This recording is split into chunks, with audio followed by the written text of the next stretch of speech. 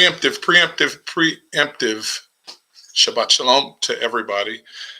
Uh, I'm out of breath because I forgot one of my cheat sheets and I had to run and get it.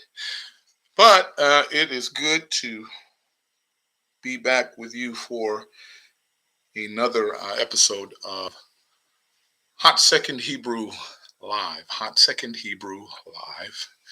And I want to make sure that I'm being heard here. Hopefully, yeah, I see it. Never mind, I am.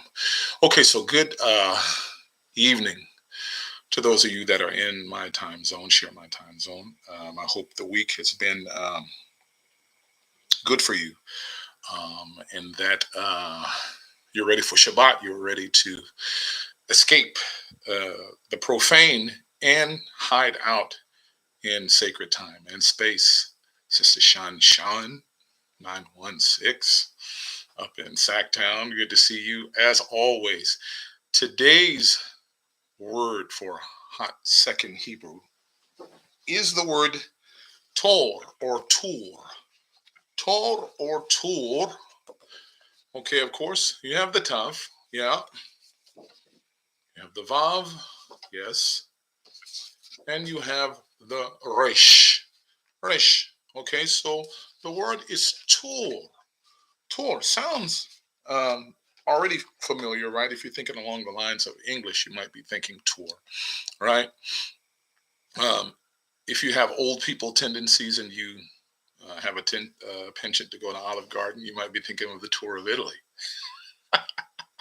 The plate, yeah, but see, you have to substitute. See, I know this thing because see, the tour of Italy plate, it's got lasagna in it, it's got piggy, so you have to kind of switch one thing out there in order to keep the plate somewhat kosher. But the reference here for today, from a scripture standpoint, is right here. It's right here. Deuteronomy chapter 15, verse 39. Deuteronomy chapter 15, verse 39. And the word that shows up there in the particular form that we're looking at is in its infinitive form, latur, latur. Okay, it's in the infinitive form. And latur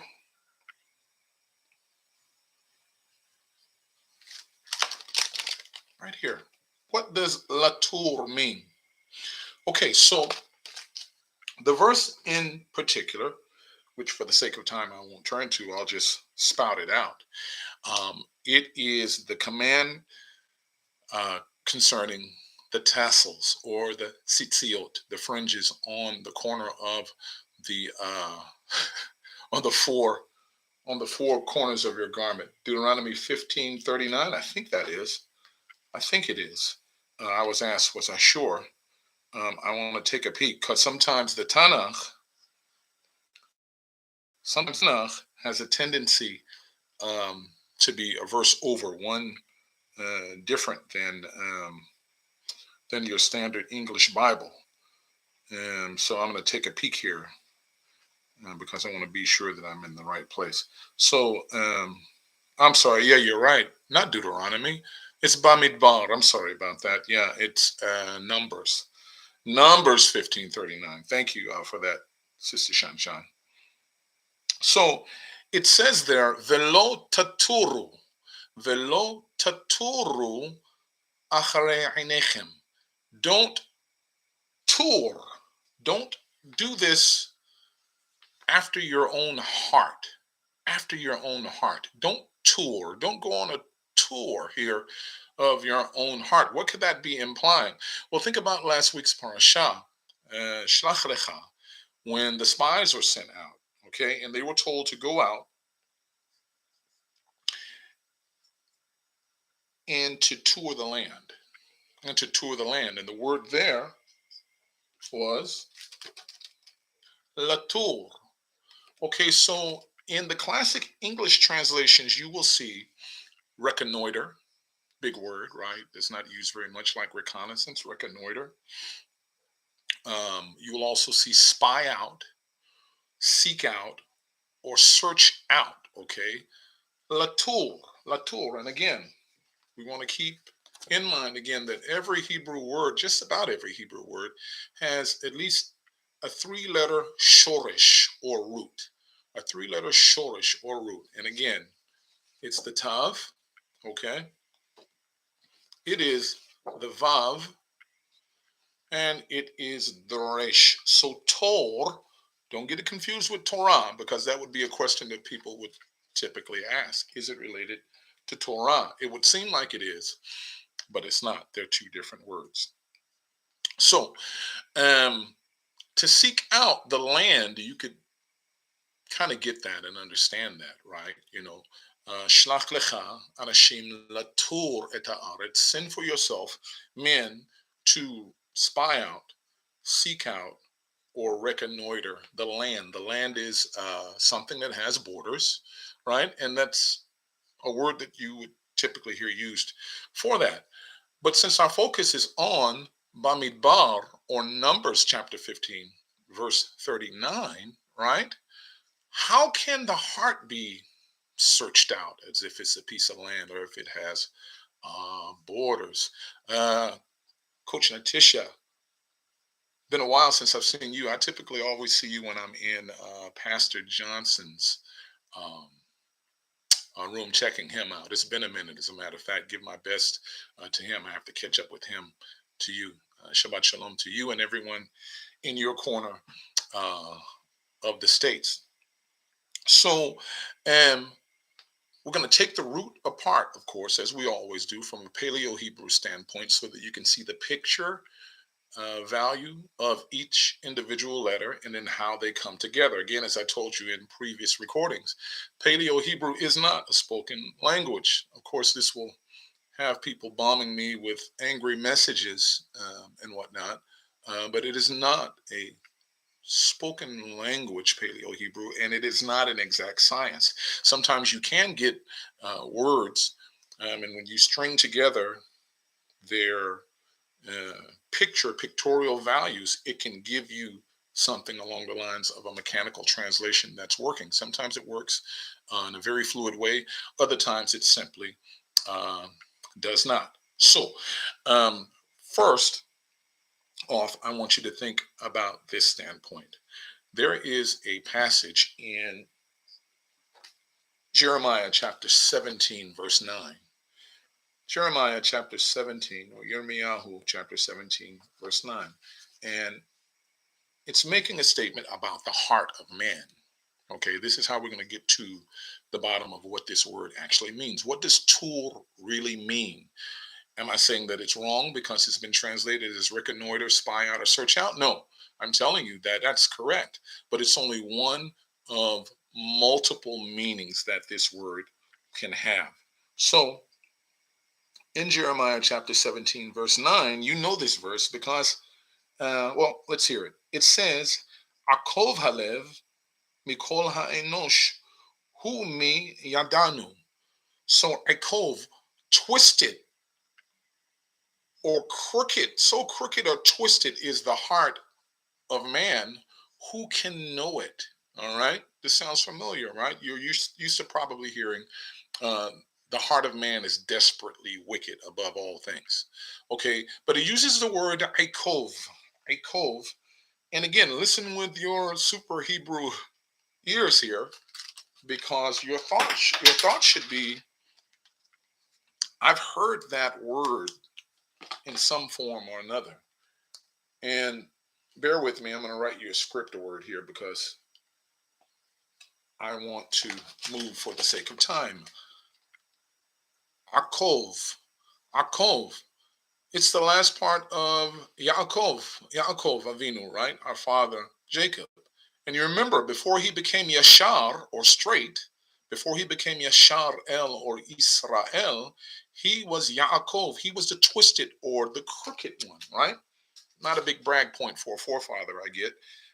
But he turned full circle and got things together.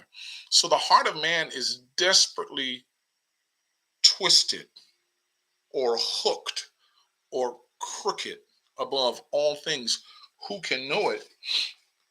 And the verse finishes up like this. Well, verse 10 goes on and says, Ani Adonai Hoker Lev. I am Yud He Vav He. I'm the one who researches the heart.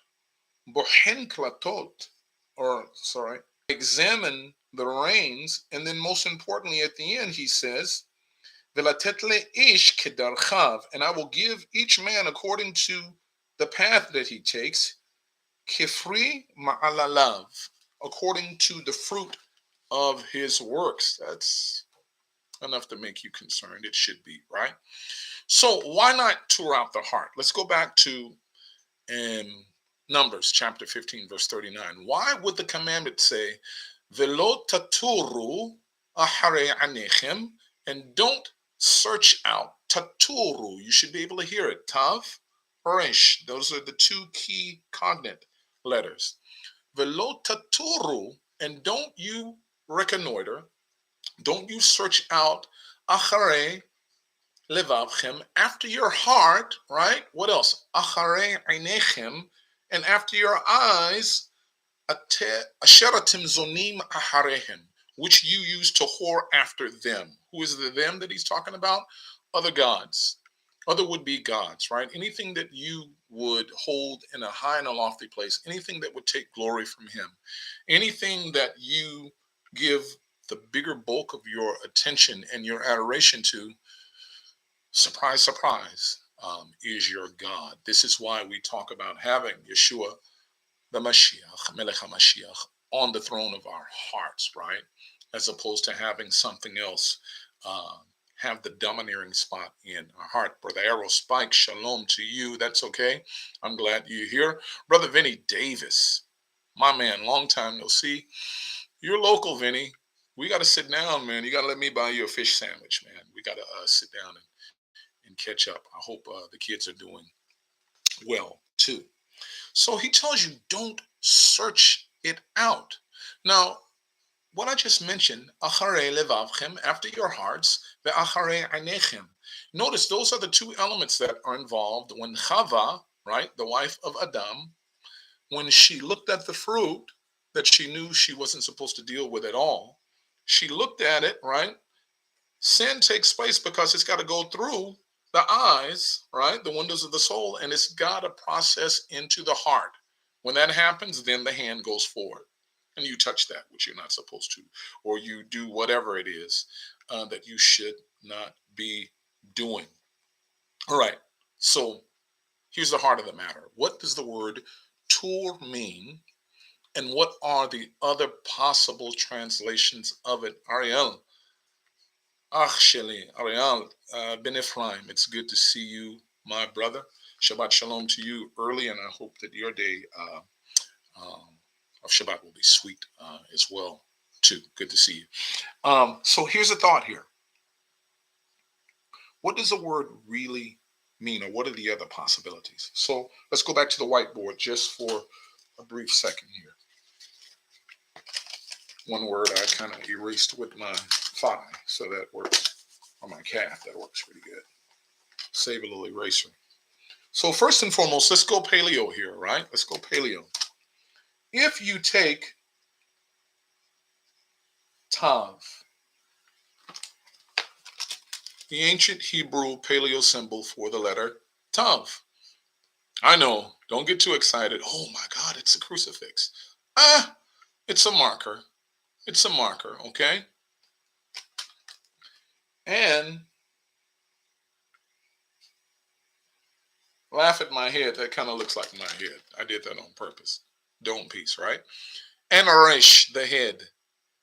Tar, that's Tav and Resh. That's the two-letter cognate of our three-letter root. And what you're looking at is the mark or the covenant of man. The mark or the boundaries of a man. Okay, so Tar in and of itself means to tour or latour, or to spy out means to search out a specific spot from border to border. From border to border. And if you notice in last week's parashah, they mentioned what's in Tzafon in the north, Benegba in the south, Yama toward the west or the sea, And Kedem, or Mizrach in modern Hebrew, what's toward the rising of the sun. They talked about everything that was there. What all did they say that they saw? Well, we saw the giants, right? Because not very far from there is Hebron, which in the Hebrew Bible is called Kiryat Arba, which means the city of the four, and that was the giant Anak and his three sons. Okay, his three sons. Now, in this case, as I mentioned from before, the paleo works pretty good. You have the mark of a man, the mark of a man. How about sight? Site. What about sight? Well, if you take and add an ox's head, don't laugh at my ox's head either. Yeah, it could have been better. But if you add an aleph there, aleph, tav, and resh, you get eter. Eter, which is a site, Site. It is a patch of land defined by borders. In modern Hebrew, eter is the word that you would use for website when you're speaking of the World Wide Web website. So yeah, you get eter, eter. Okay, so again, you have the aleph, first one, strong one, right? You have tav, you have the first two letters on the last aleph tav, the first and the last letters of the alphabet, and you have resh, the man's head. You get eter. So what is eter? Eter is a patch of land that is designated by marks and or borders. So we get the correlation when we think about sin, shlach lecha anashim letור, send out men to spy out Eretz Canaan, the land of Canaan. We get that, but when it comes to the heart, we're being told not to do it. Not to do it. Why? Because Ekov Halev, because the heart is desperately crooked and twisted and wicked. We shouldn't do it. What are the words of the psalmist? David Hamelech, David said, Lev tahor b'rabi, a pure heart create in me, ruach nakon hadesh bekirbi, and a right or corrected or straight spirit renew it in me. The heart is obviously a place that you don't want to go digging into very often. In Mark chapter 7, in the Brit Chadashah, Yeshua also speaks about the heart and all of the things that proceed from out of it. It's not what you put in that makes you dirty. It's what comes out of you that makes you dirty. It has nothing to do with eating things that are not mandated by the book Vayikra, by Leviticus. It has nothing to do with deciding to go down the street and getting a pig in a blanket. Nothing to do with that. He's talking about the things that proceed from out of a man's heart that makes him unclean. This is very important. Another angle before I move on and wrap up here with the final synonyms that we can get from out of this word, and the cognates. Cognates are important too, because again, you have tav, okay, you have vav, and you have resh. But the two-letter cognate out of that is the tav and the resh. And from those two letters of the cognate, you find relationships to other words that's going to make you go, really, that's very interesting. Well, hopefully it will. We'll, as I said in the description, we'll unravel this, hint, hint, together. So, how about this? Let's deal with that right now, and then I'll give you the synonyms on the way out, and you can go on to Shabbat. On your way, if you're listening in traffic, please keep your hands on both hands on the wheel. Don't do anything I wouldn't do. So first and foremost, think about the words of Yeshua. And these words in particular, you find in Matthew chapter 18, verse 18. And he says, whatsoever you bind on earth shall be bound in heaven. Hallelujah. I feel Pentecostal right now. Whatsoever you loose on earth, you will loose in heaven. Come on, right?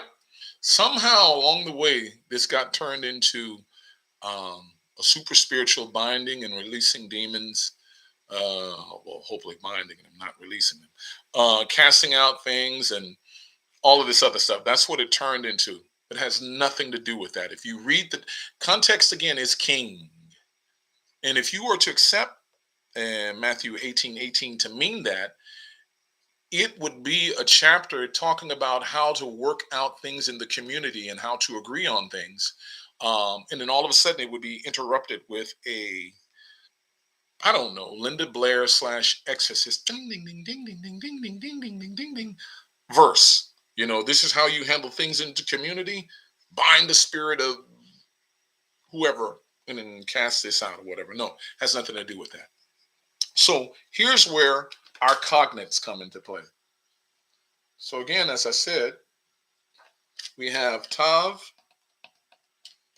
and Resh. Those are the two-letter cognates that we can get other words from that are related to our word tool. And case in point is the Matthew 18:8. No anointing oil needed, Brother Harold Spike. Unless it's scented. Unless it's scented, then, we can make, a few concessions. So in this particular case, the word that Yeshua is using, even though, okay, let's fight. This was the New Testament. It's recorded in Greek and X, Y, and Z. But I will be willing to arm wrestle anybody who wants to try to convince me that when these original conversations took place, I'll be willing to arm wrestle you, meet you in the parking lot if you want to argue that Yeshua and his disciples, under the duress of the wicked Roman Empire, was somehow sitting around discussing their lifestyle and their Torah in the language of the oppressor. Good luck with that. So with the Hebrew New Testament, you can see that it's translated directly off of the Greek, in a lot of cases off of the Codex Sinaiticus or the Vaticanus, and it uses the brother-sister Hebrew word, even though we know Yeshua and his disciples spoke Aramaic. They use the brother-sister word of the Greek translation. And guess what that word, loose, is? When he says, whatsoever you loose on earth will be loosed in heaven. Well, I'm not going to make you guess, because David's going to show you. It is the word matir. And excuse my under duress handwriting here, but it is the word matir. Matir. And you notice Tav, Resh. Tav, Resh. Now, what is matir? So I just told you that it's the brother-sister word for loose, but it literally means to unravel, okay, to loose, to set free. Like, for example, in our liturgy, we have the prayer, Baruch atah Adonai Eloheinu melech haolam matir asurim. Matir, he sets free asurim, the ones who are bound. He frees the fettered, or he sets free those who are bound. What else comes out of there? Well, there it is. Bending over backwards to try to show you this. That was good, wasn't it? That was good, bending over backwards. How about this? Mutar. Sounds the same. I said matir first, right? In this case, mutar, which means permit. Mutar in the masculine, muteret in the feminine. Okay? Mutar. It means to permit or to allow. To permit or to allow. So matir meant to loosen, okay, and to free up. Mutar means to permit or to allow. The opposite of it is asur. Asur. What else can it mean? How about yatar?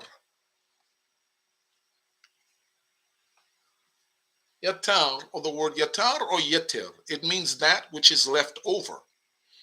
Seems like it kind of went sideways here. How does that have to do with loosing or setting free? Well, if something is left over, right, it's that which remains because it was broken free from whatever it was a greater part of. So yatar means the remainder.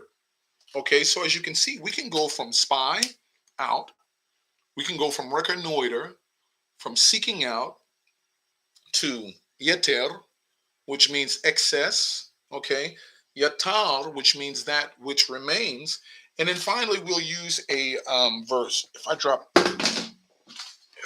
this envelope one more time, I'm on the screen. Uh, how about this? We'll use one last verse here to show you, or I'll tell it to you anyway.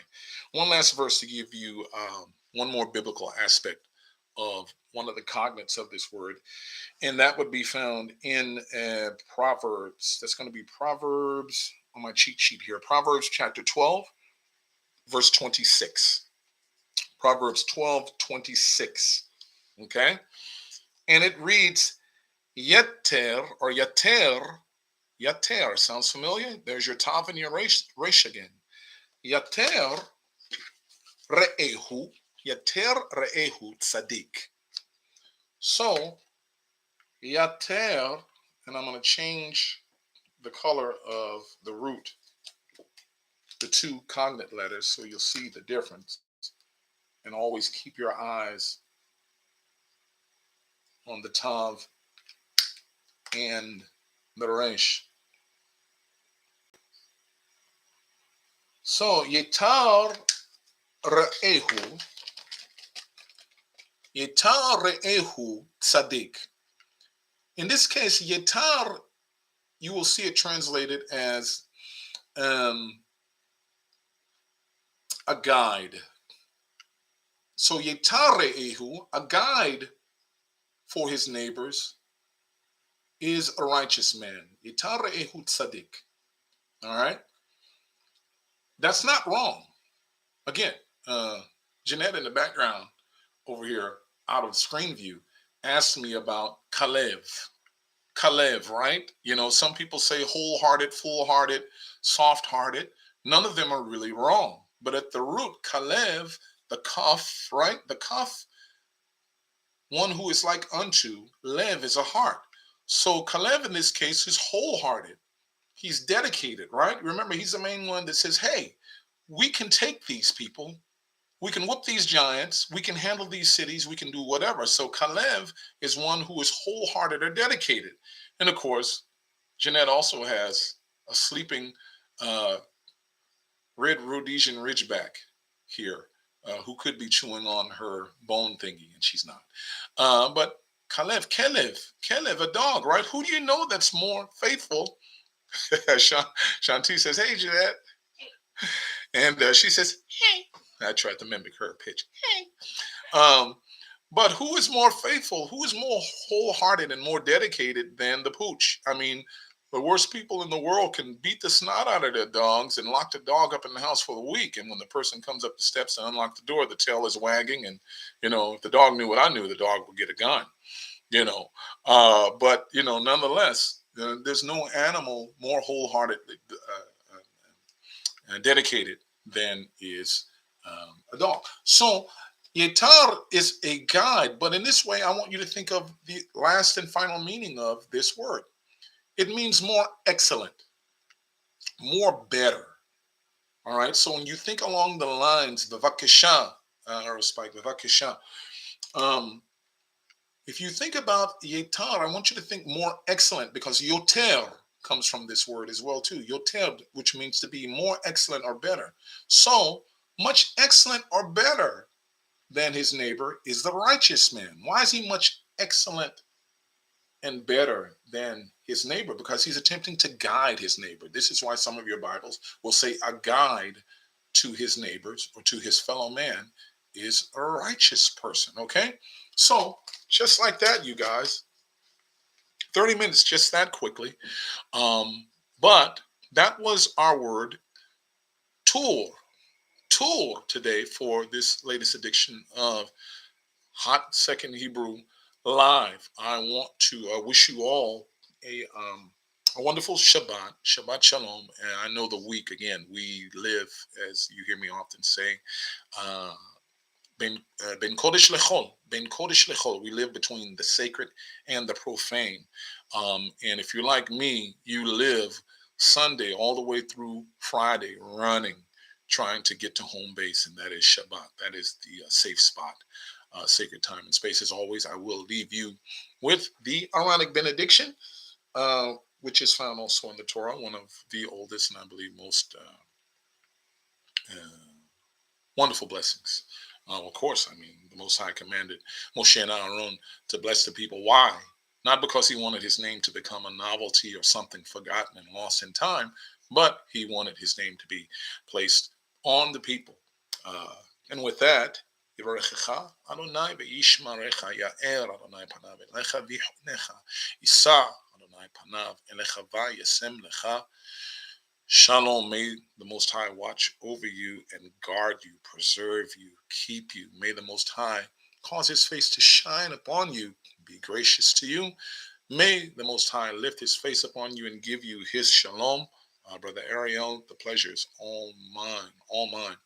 May he give you his shalom, his wholeness, his peace, right? Because as creatures who are spoiled in a lot of ways, when we have all that we need, the world tends to be okay. But keep in mind, when we have him, we have all that we need. So until the next time I see you, may the Lord watch and keep. And I look forward to seeing you all again soon. Shalom lachem. Assalamu alaikum. See you soon.